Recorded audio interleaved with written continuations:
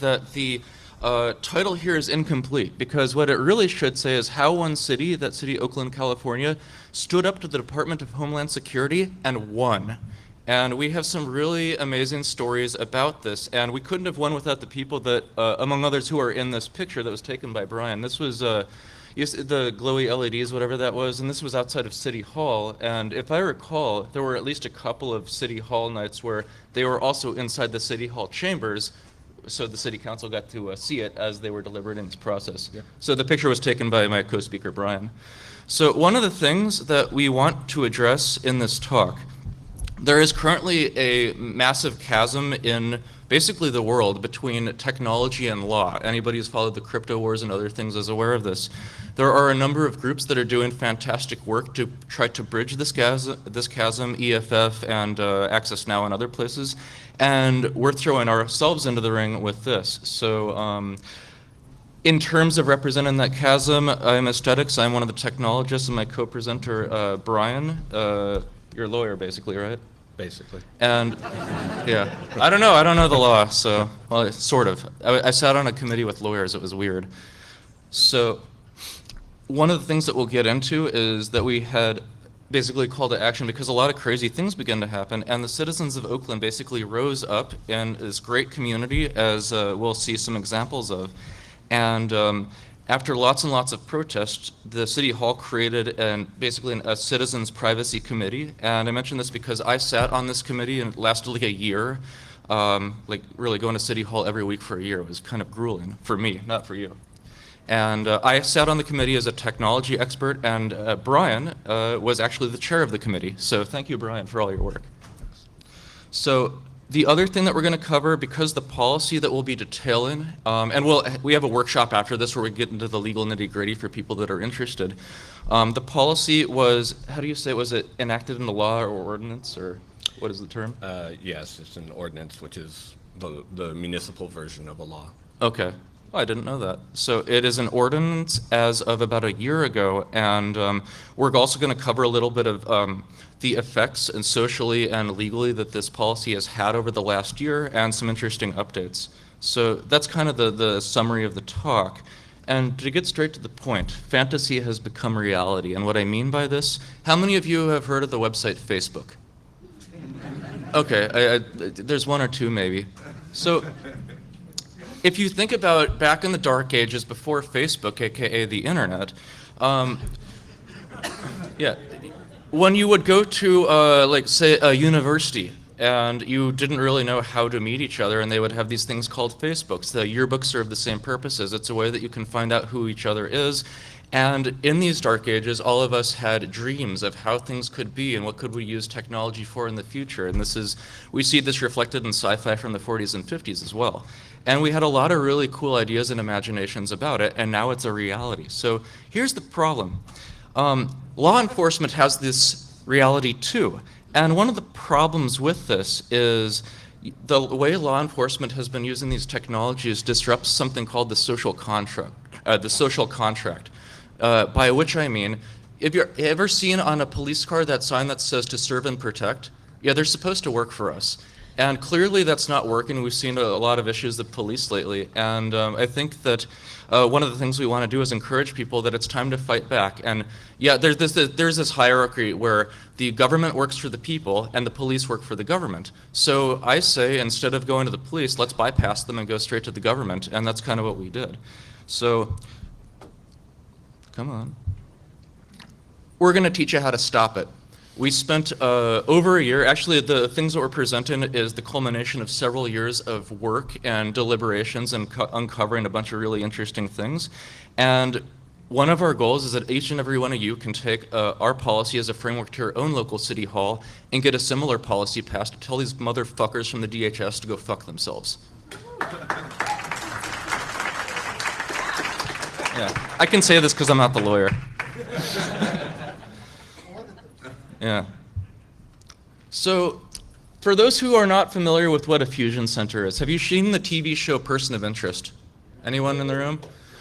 So just to give some background, if you've seen these are your friends John Reese and Harold and Root and a bunch of others. And the premise of this is after 9/11, Harold was one of the engineers of a bunch of people that created this basically a fusion center to monitor a whole bunch of things. And naturally, with any fictional story, things go wrong and it raises a bunch of interesting moral and ethical questions. One of the other interesting things about this show is that it takes place and it's filmed in New York City. And so there's something else that takes place and it's filmed in New York City, and that's a fusion center called VidSys. And we know about this because VidSys, they're also the contractor that would be implementing our stuff, right? Yeah. Yeah. So what we say, well, actually, can you go into details on what kind of things are implemented into a fusion center? Yes, so the Domain Awareness Center, and first I think it's important to point out the funding source. Department of Homeland Security has created multiple grant streams to provide money to local law enforcement to purchase this equipment. And that kind of takes away a local taxpayer argument when the feds are just handing out money for free. It's, brilliant on their end and very concerning on our end. In a place like Oakland, which always has budget concerns, we fund our police force basically by grants. And the Urban Area Securities Initiative is the funnel through which most of these funds come through. They fund New York Police Department purchases of surveillance equipment. So what the Domain Awareness Center is a sort of junior varsity version of a fusion center.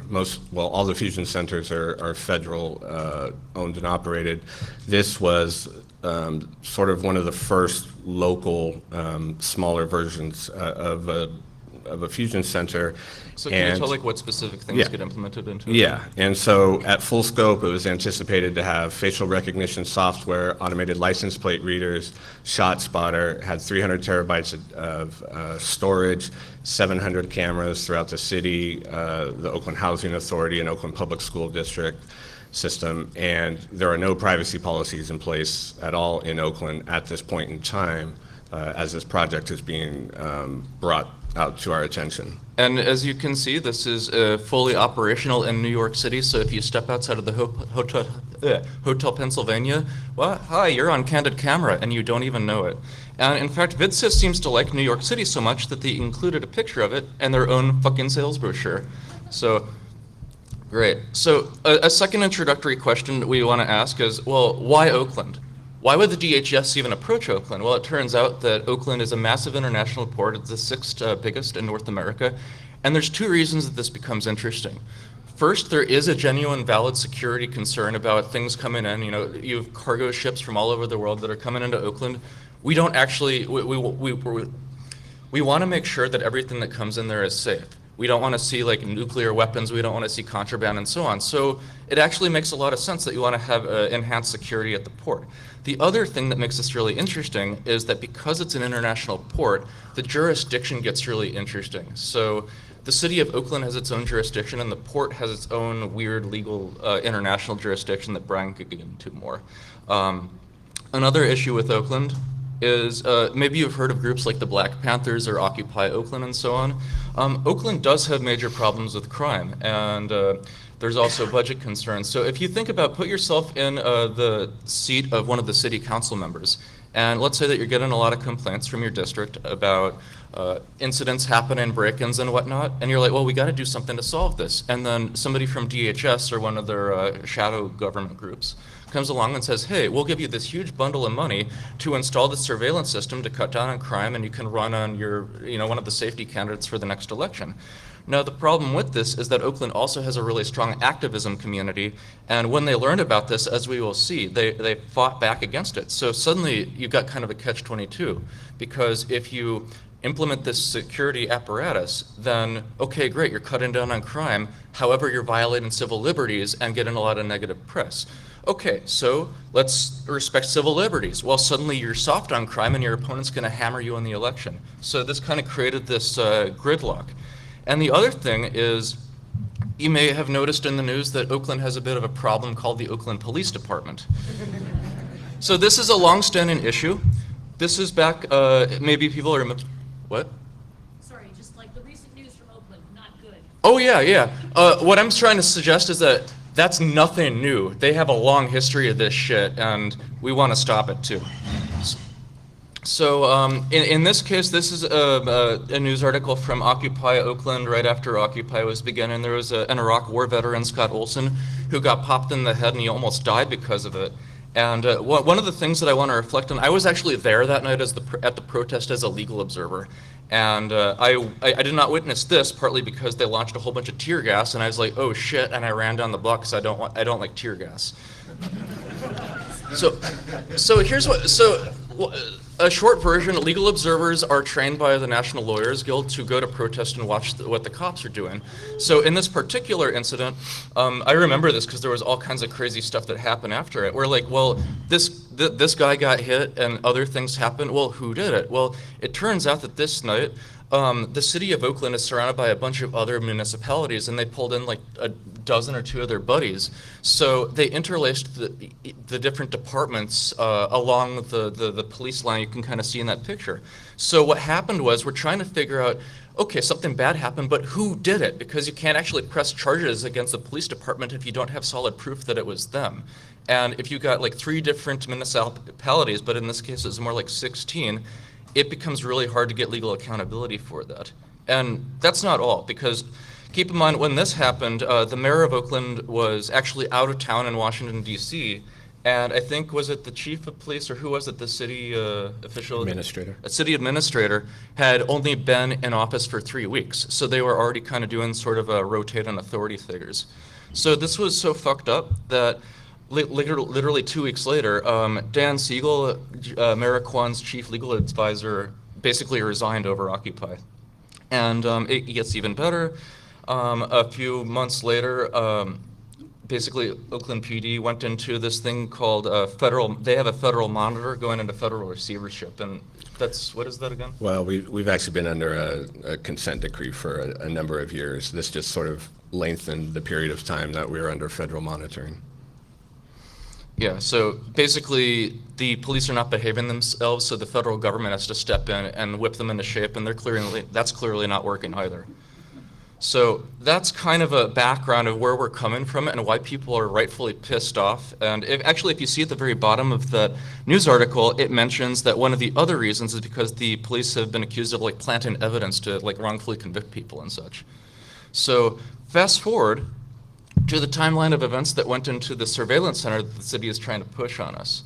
So back in, this goes all the way back to like 2009 and probably earlier than that. So this is when an agreement between the city of Oakland and the port of Oakland, remember how I said there's the international jurisdiction of the port and then the separate jurisdiction of the city. So they had to have this memorandum of agreement, legal structure, and it created the groundwork for what became what we call the Domain Awareness Center, or as we'll refer to it in this talk, the DAC. Fast forward a little bit, and they get the grant money that we mentioned before, and a little bit more, and it starts to get into some of the legal structures as it's growing some legs. One thing I want to point out, because a lot of people are thinking maybe, well, why did this take so long to do anything? I mean, government moves slow, but not that slow. Why wasn't there a public outcry before? Well, if you can see on the screenshot I've included there, what is it? The item title for this thing eventually turned to the deck. It's, what is it? Financials for fiscal year 09 and 010 PSGP. It's like, what the fuck does that mean? I almost fall asleep reading that. And maybe this is a tactic of like win by being really boring that the government uses. I don't know, but I mean, do you really, you see an item that says that? Are you encouraged to go to City Hall and think about that, or you just want to fall asleep and turn the news on? I mean, so this is one of the tactics that we have seen used. So is there something you want to add to this? Well, I'll just say PSGP, that is another funding mechanism, Port Security Grant Program. It's funding surveillance items, surveillance equipment purchases in all the port areas across the U.S. So the timeline continues a bit, and this is when it starts to get more to the public eye. There was the agreement signed in March 2012, and then in October was well, there's the phases that we can go into in a moment, but here's something I really want to stress, because a lot of people are like, oh, you know, Snowden did all these things, whatever. We have direct evidence that we personally think that we would not have gotten anywhere near as far as we did without Ed Snowden. And if you see here, on June 9th, 2013, he went public, and in July 9th, that was when all the Oh God, that gets interesting. So that's basically when the negotiations happened, they settled on, in order to instantiate a system like this, you have to have a subcontractor do it for you. And in this case, they chose SAIC. Is anybody familiar with SAIC in the room? Okay, I see a few hands. That's great. So now we're going to get into the first nut job of the night. This is going to be funny. And just to highlight a point, this July 2013 Public Safety Committee meeting is the first time that the public becomes aware of this project and that it actually was a publicly noticed agenda item. All right, let's see. We have a video, so we're going to test out the sound and see if it works. And this is a real gem. Said, you're not oppressed. Well, I almost went to Vietnam, except I was a resistor against imperialist war. I'd like to see you raise your hands if you support Julian Assange. Raise your hand. Raise your hands if you support Edward Snowden. I don't see no hands. Edward Snowden, raise your hand. Raise your hands if you support Bradley Manning. Raise your hands. Raise your hands if you support Trayvon Martin. Trayvon Martin.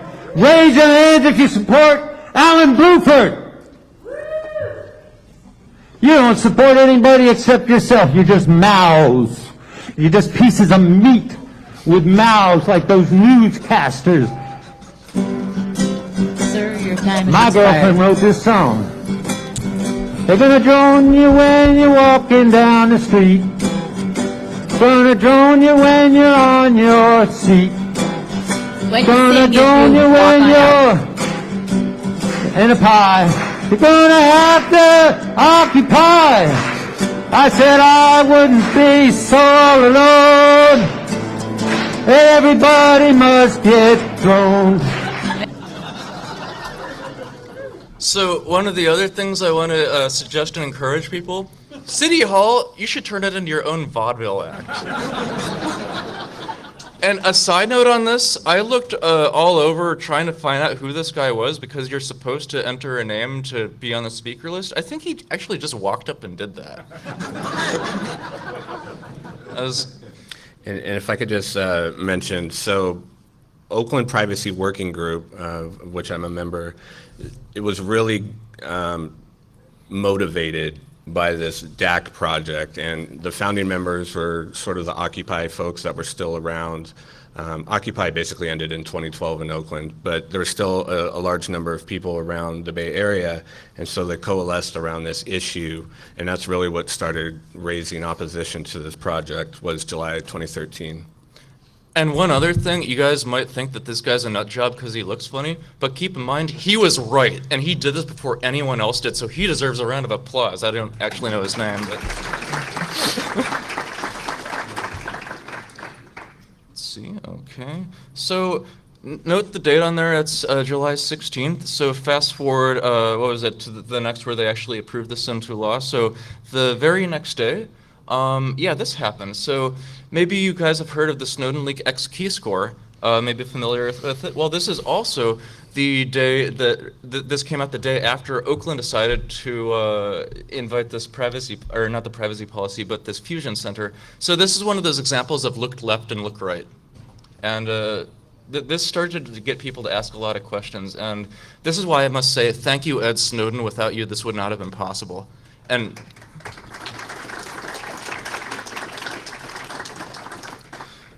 And so I don't know if the sound will start before I get into this next one, so I'll just preface it by saying in November 19th, there was the first ever vote against the Domain Awareness Center in City Council, and let's see if it just goes.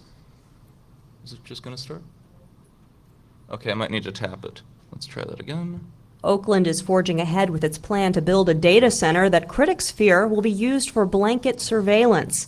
Last night's city council meeting was charged as dozens of opponents stayed until 1 in the morning to voice their opposition to the Domain Awareness Center. Many testified under pseudonyms. A man who called himself Aesthetics asked a series of questions that council members were unable to answer. As a constituent, will I be able to query all the data about me? How long is the data retained for? And how is it secured? And finally, and really important, what happens if there's a data breach? Protesters shouted as Council President Patricia Kernahan spoke. She said they do not represent Oakland as a whole. We are elected by thousands of people, a tiny fraction of whom actually attend city council meetings. Council members voted 6-1 to solicit bids from private contractors to help build the center.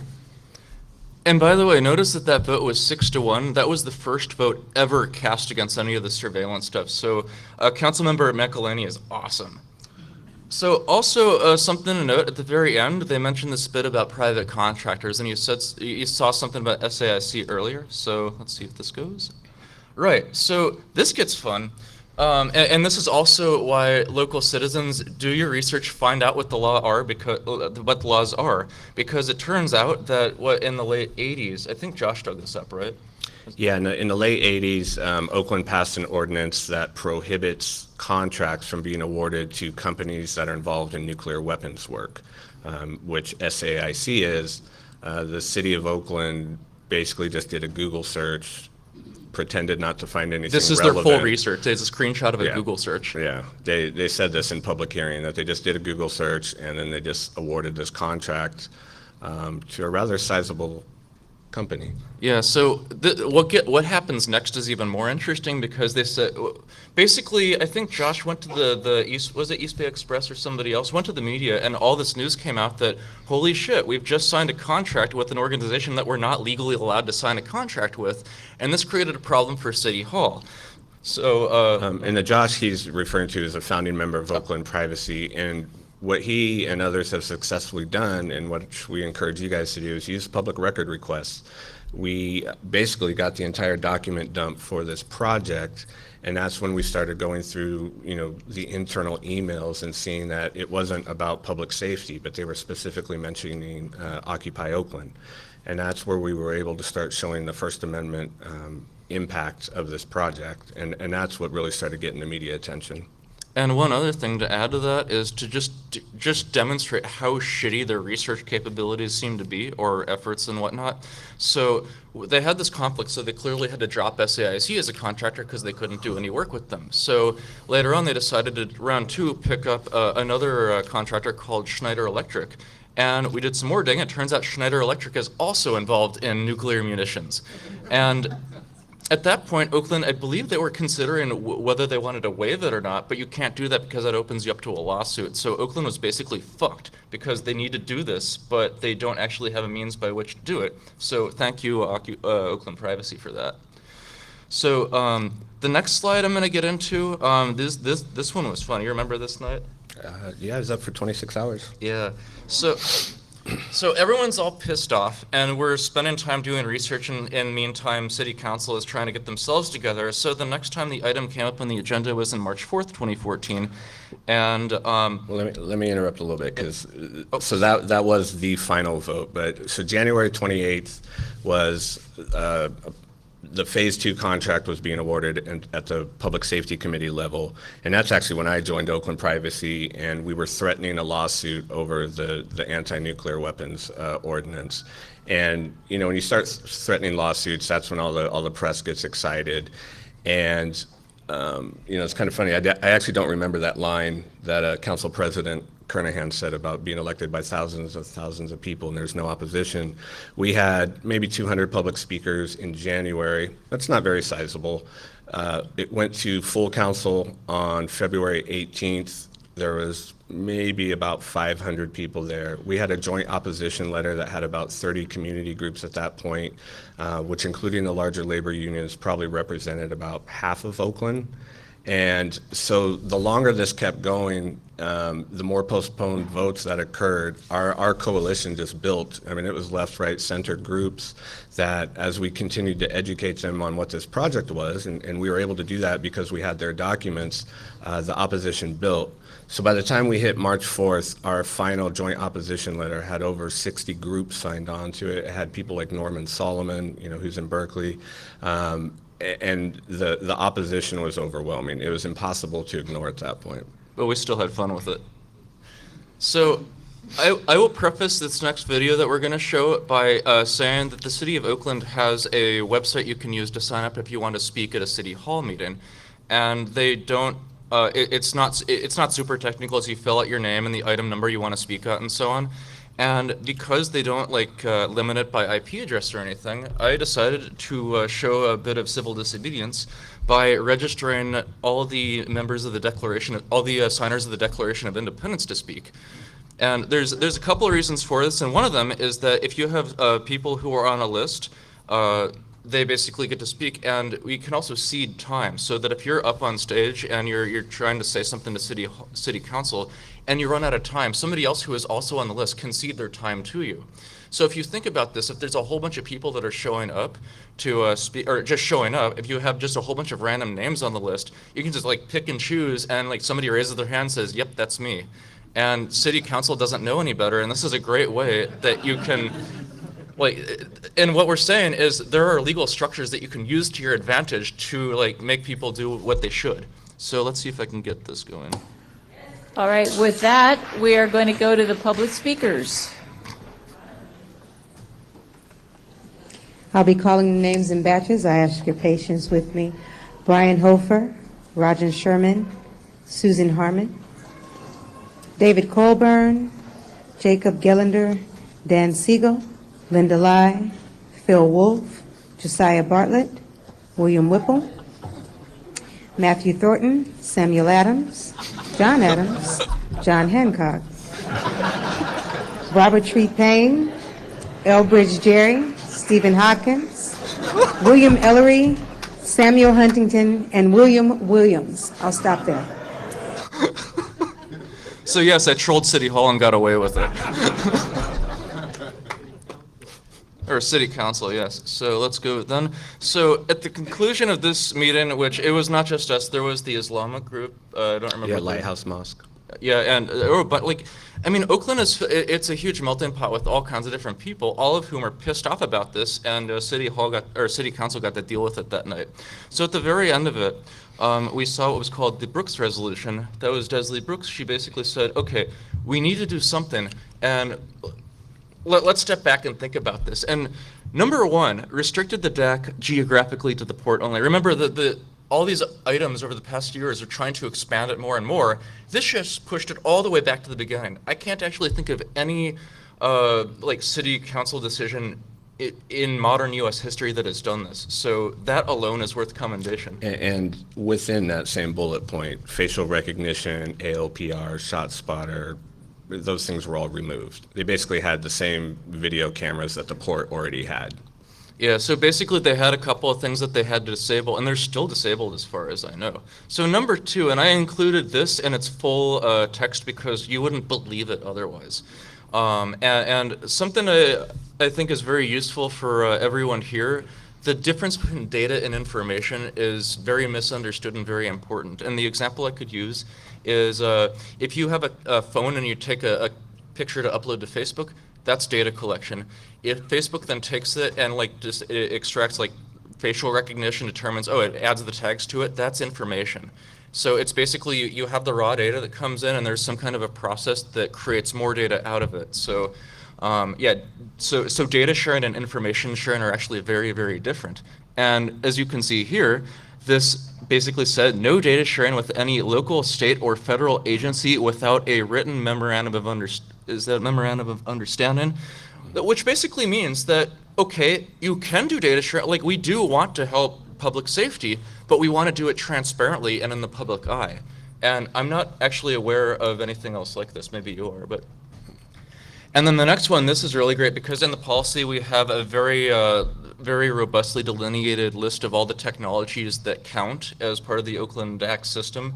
That was a month's worth of meetings in the council to figure that out. And this says no new systems can be added without council approval. So basically any additions has to be completely public and go through the same process so that everyone who is a citizen and a voting member can come and have a say. And then the fourth point here, the data retention and privacy policy, blah, blah, blah, the Citizens Privacy Committee.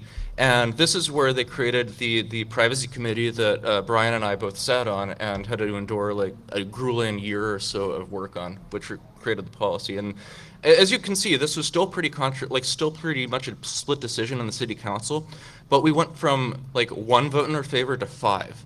and 5 is all you need to get it passed. And because this starts to get into the policy stuff, this is where I have to hand things over to Brian. Yeah, and so just to highlight, to have a citizens commission that has control over writing the use policies that govern surveillance equipment, to my knowledge, has not been done in the U.S. At federal, state, or local level. So it was pretty dramatic turnaround from 2 unanimous votes to go full speed ahead with this wide-blown surveillance network system to suddenly being dramatically restricted back and basically given over to the citizens to write a policy for it. I don't think they thought we would actually do it. I think it was just unknown. I think it led to some unintended consequences, which worked out in our favor. Because we were an ad hoc committee, it's now a standing committee, and we've got all sorts of policies in the works. So it's greatly expanded from what they initially intended. But so we tried to look for other policy models to look at, and there was just nothing robust, nothing that had really hit all the points that we needed it to. Some policies focused on data retention, but they didn't talk about data sharing. Nothing really had specific uses. It was just sort of wide open, generic law enforcement business. And I just want to add, this assumes that a city running these things has a policy to begin with. So. Right, yeah. In Oakland at this point, we had no privacy policies at all, and certainly none done with public input. So this is a screenshot. It's inside the Emergency Operations Center building. You know, it looks like just all the things you've seen on TV as far as fusion centers. Big monitors. People would be sitting down there. And like those earlier VidSys screenshots showed, it would help them analyze multiple inputs, which have actually been mostly eliminated with the March 4th vote. So what survived was a lot of benign weather monitoring, ship traffic, earthquakes, tsunami monitoring, that type of stuff that you would expect at a port. So yeah, I can cover this for a moment. Because one of the questions what is the DAC, and we didn't really know. And I mean, it actually took us a bunch of pushing, and I finally got to have a brief meeting with what's the guy's name? Asan, who is the technologist behind all of this stuff. So one thing that's really interesting here is that in our case, technology follows policy. So by their own structures, we create the policy, and then they build the technology to reflect that. And I don't trust that at all, but that's why we have some of the accountability steps built into the policy. So in terms of the structure of the DAC itself, as I said in the very beginning, we have the 2 different jurisdictions, the City of Oakland and the Port of Oakland. We do, by we I mean this policy, has jurisdiction over the City of Oakland, but none over the port. So what's going on in this picture, on the right side, I hope you like my MS Paint job, on the right side, you have what's the jurisdiction of the port, and they're the ones that have the surveillance cameras set up. And remember, the Brooks resolution did limit this to the port. And these ports are basically streaming video to what the best thing that we can describe at this point is a YouTube-like web browser. So the reason we use that analogy is because if you've ever used YouTube, you know that you load up the web page and you click on play and the video starts to play. It's not actually stored, I mean, there's buffering and so on, but it's not actually like, you're not downloading the video and then watching it on your own. It's stored and it's streamed. So it's very similar to that. And then I think what's really important is also the bookmarking. So and maybe you want to touch into the standards, the reasonable suspicion and so on. Yeah, when we get to so we're getting into stuff a little bit later. Yes. So basically, you have, and also it's important to note for the DAC that we have control over, no internet access, so they can't go look at porn or something while they're watching everyone else, which does happen. And there's other concerns like whether somebody hacks it and breaks into it. Well, it turns out that the only data that's actually being collected is when you see something happening and it meets the standards that Brian will get into. You make what's called a bookmark. Basically, you create a little tab that says what the date, time, and location was and what had happened and why. So, and this is how they were selling it. They wanted it, it was aggregating all these data inputs, and they wanted to be able to quickly retrieve this information, and it could even be emailed or texted out to mobile units. So an officer in the field, if you needed, a photo of a fleeing vehicle, they could send that to them. And so that's kind of the marketing message they were using, even though their internal emails are like, hey, we need to shut down Occupy. This actually creates an issue for a technologist like me because I'm all about like getting data security, but because of this, there's not really collecting much except these bookmarks, which is fantastic for civil liberties. Unfortunately, I can't like suggest like cryptography algorithms and such. So, oh well. And just, we're at 37 after right now, so I'm going to go through these a little bit quickly, but I do encourage you, if you want to really see what our policies look like, we have a workshop at 4:30. The bedrock of any policy should be purpose specification. This is really where we try to minimize risk. What is the goal of this tool that you're using? What data do you need to capture to allow it to be successful? How long do you need to retain it in order to achieve that goal? And how do you ensure that you don't collect anymore or retain it any longer? And that's what's built in through our policies. I don't know how many of you have ever seen an automated license plate reader photo. There's actually 2 cameras, at least, in every housing unit. It doesn't just pick up a license plate image. We have photos of Oakland privacy activists that have requested and received their own information, and the photos are large area. You can see houses, bodies, a whole lot more information than just a little license plate image. So this is what we really try to put inside of all of our templates. We believe it's important to have clear definitions to go over, who can access it, the data that can be collected, under what standards can it be shared. We're really trying to impress upon law enforcement in the Bay Area, some entities we've had more success than others, but specific allowable uses. We have a screenshot there. This is the second privacy policy we worked on for the FLIR, which is a thermal imaging camera. It's connected to the helicopter. So if there's an active shooter or some of these other search and rescue or fire suppression type, they can use the equipment. Prior to this, as I mentioned, they just used this sort of generic law enforcement purpose. I don't know what that means. And so we're really trying to narrow the use that this equipment can be used, because anything, if you paid attention to Stingray or anything else, the mission creep is pretty unbelievable. It was, first to capture, an alleged terrorist in the desert, and now it's being used domestically. You might have seen the Baltimore headline. They went after the Hamburglers, some guy that stole $50 worth of fast food. And that's because there's no restriction on use, that it's now just going to be used in any manner if there's no limitations. I want to add one thing to that. You'll notice in, point A right there, where it says the following are the only allowable uses. I think a good half of the debates that we had in the year or so that we were doing this was whether to include the word only or not. And it's also much easier to say what it can only be used for than to try to anticipate unallowable uses. So if in your own jurisdictions, if you start working on this, law enforcement will definitely try to flip that on its head. Just, I encourage you to do it this way. It works out in the privacy activist favor. A couple of those other bullet points, the efficacy reporting, annual reports, every policy I've worked on, law enforcement gets up there and say, oh, this is a clear and proven success. How? How are you demonstrating success? You have zero metrics to come to that conclusion based on.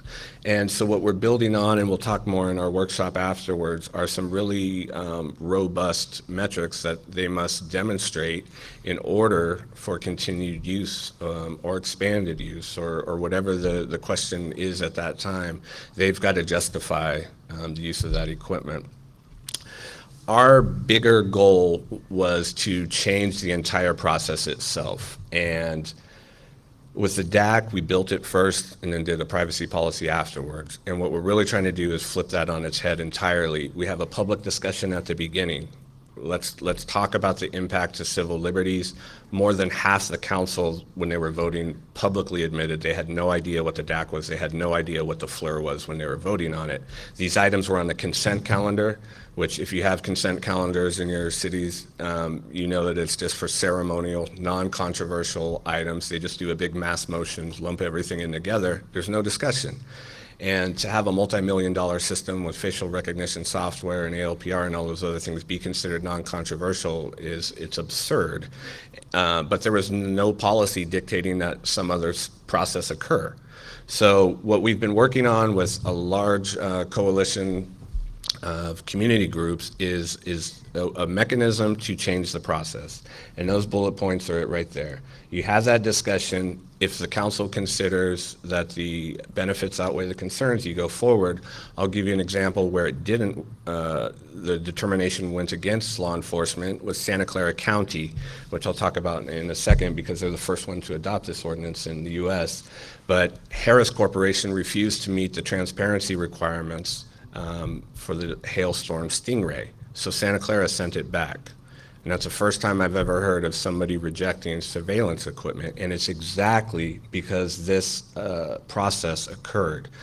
So this model, this template here, Santa Clara County is the first one, and it was by unanimous vote. And it took, 11 months of a lot of fighting with the sheriff and the district attorney, but it is the first county in America to have established this as law, as a process for procurement, possible procurement of surveillance equipment. And we're now working with Alameda County, with the cities of Berkeley, Palo Alto, Santa Cruz, BART, which is our subway system, for those of you that haven't been out to the Bay Area. They actually invited Oakland Privacy and the ACLU in to write the ordinance because they got so much bad press over their license plate reader pilot program. This, I think, is a game changer. It allows us, at minimum, to slow down the spread of surveillance equipment. It certainly increases transparency into the use. Oakland is a co-applicant with Alameda County for the new hailstorm. And while we're not happy that there's a hailstorm in our community, we worked with the district attorney to create what I believe is the most restrictive use policy in the U.S., and Oakland has to follow that. We went a little bit further by increasing even more reporting. So every single use is going to come through the Privacy Commission. We're going to know what the justification was for. It's all pursuant to a warrant, and there's just a whole lot of steps that have to occur and also have to be demonstrated later to the public for each use. So, will the Hamburglar happen in Oakland? No, that's not going to happen. There's too many people watching, and we've built good policies.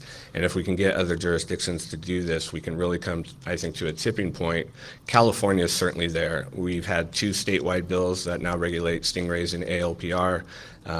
In the Bay Area, we'll have at least 3 counties and 6 cities that will, by the end of the year, have adopted this ordinance. So if we can get other people on the bandwagon, we can actually start saying no to some of this surveillance equipment, or at least pushing it back. And we can certainly say no to unregulated use and increase oversight. And we got a pardon song for you. This is With apologies to the Eagles. Well, the NSA sure seemed to find out early how to open our files without a key. They didn't let the Constitution bother them, or the Fourth Amendment's right to privacy. They say if you're innocent, then you got nothing to fear. So why not let us into the corners of your mind? You don't have to worry, you can trust us. Just don't be thinking thoughts we find unkind. And my oh my, they sure know how to scare us, to convince us to give up our liberty. But old Ben Franklin got it right the first time. He said, don't give it up for false security. Now I'm almost done. Now the government says they're ready to debate us about FISA, PRISM, and whether we're still free. But we know there wouldn't be much to discuss without Edward Snowden's love for his country. They can't hide their spying eyes and their smiles that's in disguise. I thought by now they'd realize there ain't no way to hide their spying eyes. Look at East Bay! So, yeah. That's Mike Rufo. He's a board member of the Bill of Rights Defense Committee defending dissent. Yeah, we actually know who that guy is. And I just wanted to say, we've got some Restore the Fourth members in here, ACLU, EFF. I mean, we've all been working together with, a lot of, smaller groups that you just won't recognize the names, but we've got a great coalition in the Bay, and you guys can do it where you live. So I have one thing I want to say. New York, what the fuck? Oakland beat you to the punch. You gonna let that stand?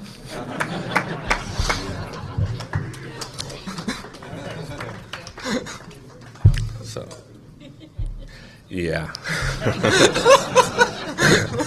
I will say, there's multiple ways to slow down or kill surveillance projects, and I think the annual compliance reports and efficacy reporting is a great way to go because, especially here in New York, Bratton's baby shot spotter is snake oil. It's useless. It doesn't do anything, but it's getting more and more expensive, and so that's one argument, where you might not get certain people to support you on a 1A type argument. Get them with the taxpayer concerns. It's just a complete waste of money.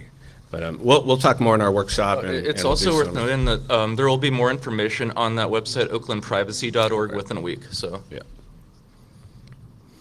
All right, questions? Okay. Can you turn the mic on for the question? Hello? Okay. Yeah, I have two questions. One, is there anything written in your policies that establishes any consequences for a public official who violates the policy? Yes. Oh, yeah. Yes, and and we'll get more into the nitty-gritty in the workshop, but yes, all of our policies are enforceable, and depending on which, like if we're talking about the Santa Clara or the Oakland versions, it could be a misdemeanor, there could be civil penalties, there's private rights of action built in so that we can enforce or get injunctive relief. Okay. And the second question, I understand that there's a complete surveillance center for New York City in operation. I got a whole building up on Northeast somewhere. Do you know of any efforts around here that could be joined to work against them? I'm not familiar with New York enough.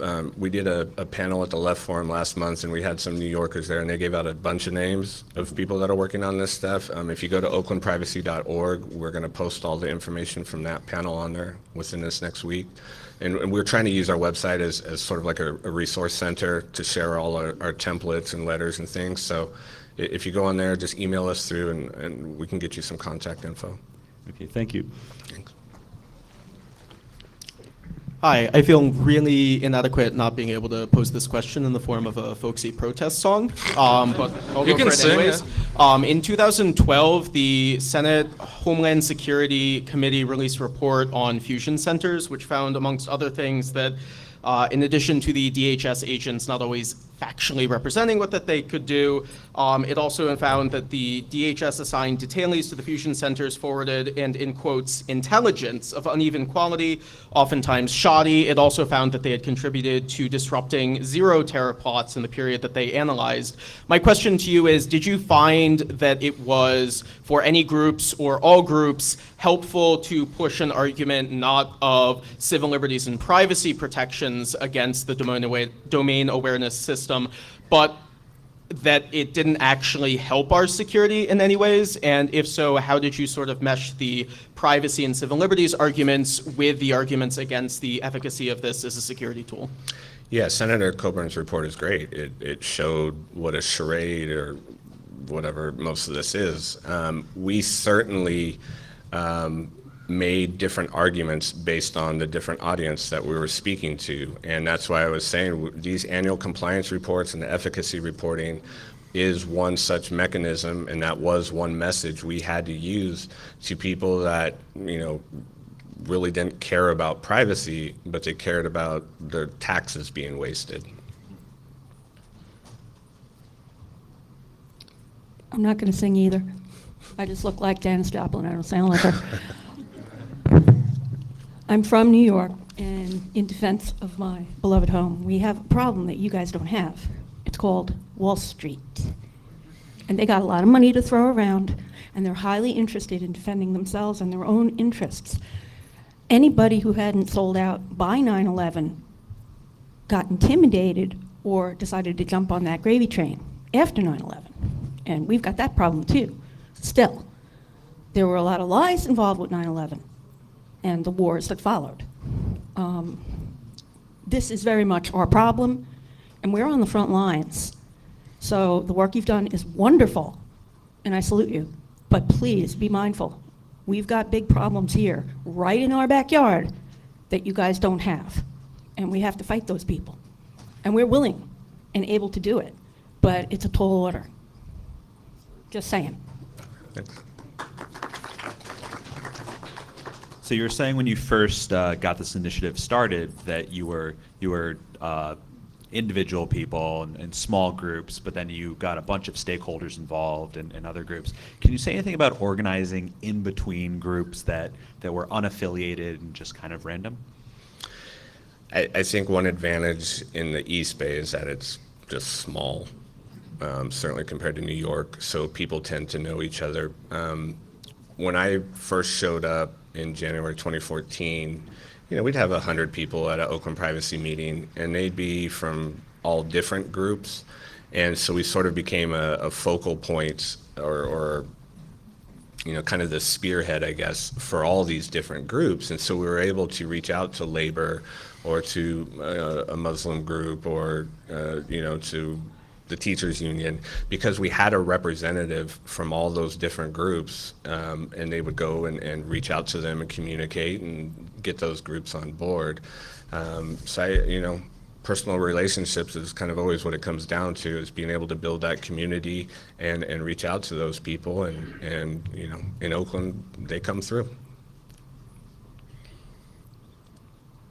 Hi, I'm curious about state level activism. So I hear that the money is flowing from the federal level straight to the local jurisdictions. And so that's where you're focusing in this case. But I'm from Massachusetts, and we have 351 cities and towns, so it seems daunting to start going town by town and city by city to address this. So I'm wondering, to what extent is there any possibility to work at the state level? What can be done a little more efficiently that way? I can't speak for all 50 states. I think the smaller the state, you probably have a chance of being effective. Your representative is maybe more approachable. You have less people to convince. In California, we're just too big. By the time it's at the state level, it's watered down. I did mention that we had SB 34 and 741, which respectively govern ALPR and stingrays. I'm not a big fan of either one. They do require a public hearing and then a policy get put into place, which we've used to our advantage, but they're still not very robust state laws. But I think in a small state it could work. If you have adequate resources and you can get a congressperson motivated, it might be a quicker route. Looks like we have a minute left. Is this for one more question or? Oh, 1 minute? Okay, Yeah. so. This is less a question than a point of clarification. You mentioned ShotSpotter as Bill Braden's baby. To be clear, ShotSpotter is in use not just in New York, but in several East Coast cities, Newark, Camden, Baltimore, DC, and several West Coast cities. And I believe, ShotSpotter is a gunshot detection system. It's basically a bunch of microphones that are always on. And also it has picked up voices, and that has been used as evidence to put people in jail. It is widely deployed, and it's not unique to New York or the NYPD. Yeah, when I said baby, I meant because he's a board member and basically pushing it everywhere. Yeah. Hi, it was just a comment about New York City. Just wanted to let you know that something small exists here in New York City, and it's called the Community Board. And the Community Board, there is Leo Committee, where even the police has to tell the people who are there what they're doing. And anyone here from New York City is welcome to come and talk and ask questions. So check it out on Wikipedia, Community Board. We'll see you there. Thank you for that. Thanks. Right, I think we're out of time. Oh, wait, is there one more question? No. Lex, can we do that? I think we're good. I think the guy is sitting down. Okay, so we're good. Thank you so much. Thank you.